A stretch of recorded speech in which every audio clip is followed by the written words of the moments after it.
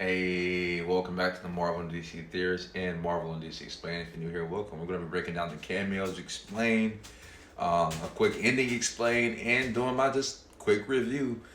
All spoiler, by the way, for Deadpool and Wolverine. As you can tell, I just got back from the theaters. So, out the gate starting off, let's just get these cameos out the way. A lot of cameos. All of them had a very good purpose, though.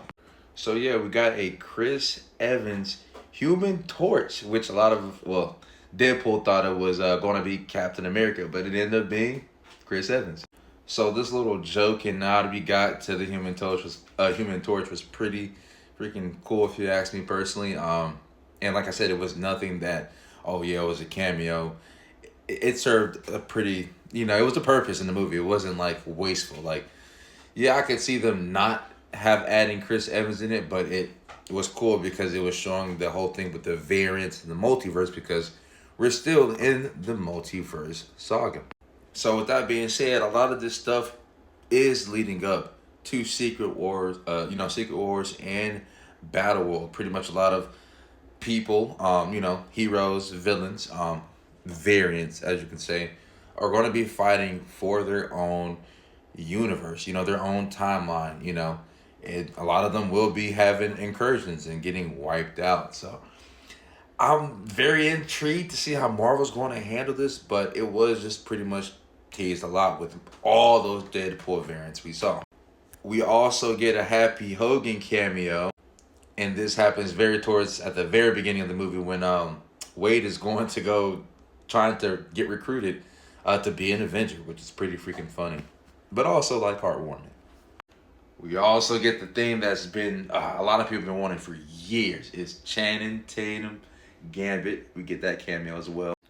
We also get a lot of more characters teased in the void like Toad, Pyro, all these little minor characters from the OG X-Men movies. But man, the fact that they really got Wesley Snipes' Blade, I just can't believe it. I can't believe it. Now, Elektra, she name dropped Daredevil, Quicksilver, and somebody else that apparently these people died trying to stop Cassandra Nova's character. We get the reveal that Patch is just played by Hugh Jackman. And I thought we were going to see more Wolverine variants, but it makes sense that we didn't see that many of them like that. We'd seen a lot of them like comic accurate one, like the comic accurate one that was very short CGI. That was funny. This was never a thing. Taylor Swift was never in this movie at all. But I believe Blake Lively was the person playing Lady Deadpool. And the TVA was pretty much a main plot with this movie. Agent Paradox was this quote unquote villain. The other minor villain, besides from Cassandra Nova, he was doing some off the radar stuff. And by the way, this is with the new TVA post Loki season 2. So this is a new TVA. And we also get a callback to Loki season 1, episode 5 from Deadpool when he was talking about how Eliath from Deadpool, Eliath from Loki season 1. Sorry about that, my cat threw me off. But yeah, that was pretty cool that we got that little quick tie-in. And I guess that was for people that don't know about it. Hey, go back and watch Loki so y'all can know a lot of the stuff that was pretty much a tie-in to this movie. I feel like if you have to do your homework on which movies you need to watch, go back and watch Logan, some of the OG X-Men movies like Days of Future Past. You don't really have to, but Logan, for sure, Logan. Obviously Deadpool 2, because they kind of give us some callbacks to the ending of Deadpool 2. What else could I throw in there? It was just on the tip of my tongue. Oh yeah, Loki. Like I just said, Loki season 1, and I'm gonna throw season 2 in there as well for sure, because the Void is still out there. The Void is still exists, and the fact these two characters were alive and survived that Cassandra Nova trying to take out the timeline. Yes, these characters are going to be very important for Secret Wars. That's why the TVA didn't prune them and send them back. They're going to be some quote unquote heroes that they're going to need because of what they can do. But yeah, it just sucks we didn't get a lot of these other cameos that were probably rumored. Maybe they did happen. It just probably didn't. Could have been scheduling conflicts. You know, Who knows? But Halle Berry was rumored. James Martin Cyclops was rumored. Edward Norton was rumored. There was so many rumored characters in this movie. We did get hold on. Now we did get a Hulk, a quick brief Hulk cameo in this movie, which was pretty freaking crazy. We don't see the face, so up for grabs. A lot of people are most likely saying Mark Ruffalo. I think it is Mark Ruffalo's Hulk because of the way the CGI looks. But then again, I wish it was Edward Norton. Maybe it is Edward Norton. So obviously, at the end of the day, they're the same Hulk, technically. But we all know, no. Anyways, this is just a quick little breakdown of the cameos, and now I'm going to get into this ending and how this pretty much will set up Secret Wars. Also, definitely have to throw in Emma Corrin's Cassandra Nova. Round of applause. Really thought we were going to see a little bit more of her powers, and I would have loved to seen that flashback between what happened in the womb, how Charles Xavier technically killed her in the wombs in the comics. Here you go. Like, yeah, this actually happened in the panels, which still blows my mind.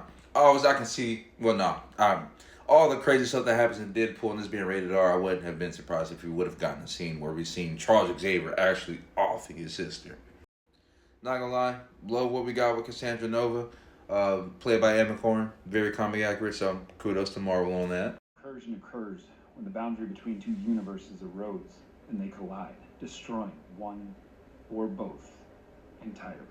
Now, we've been seeing more of this getting teased, and all types of stuff.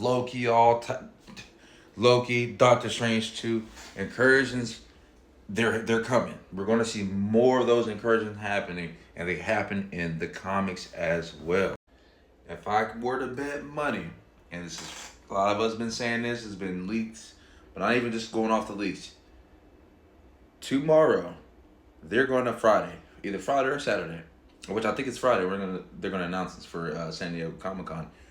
We're getting Avengers versus X-Men, and this Deadpool and Wolverine kind of teased and showed that, like, hey, Deadpool wasn't really rocking with Avengers after Hogan turned them down.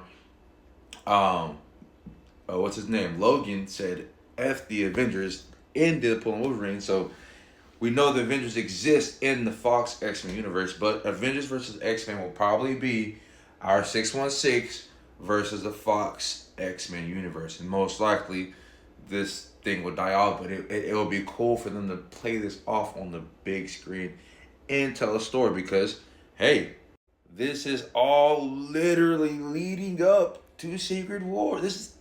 Come on. So I'm either thinking Avengers versus X-Men might either be before Secret Wars or after, but I feel like it should be before Secret Wars, if you ask me. I feel like Avengers 5 should be titled Avengers versus X-Men. Come on, that would be insane. And that could be treated as the part 1 for the Secret Wars. Or who knows, they might just title Avengers 5 Kang Dynasty. They might title that Avengers Secret Wars part 1, and then part 2 for Secret Wars will be Secret Wars part 2. Who knows what we're going to see? Y'all let me know your thoughts in the comment section down below. I'm going to catch y'all next video live stream. Peace out, much love. Do not forget to leave a follow and subscribe. We are doing a giveaway once I reach 5K subscribers and follows. So can't do this without your help. Anyways, enough of me ranting. Be on the lookout for my Deadpool and Wolverine out of theater reaction and vlog. Peace out, much love.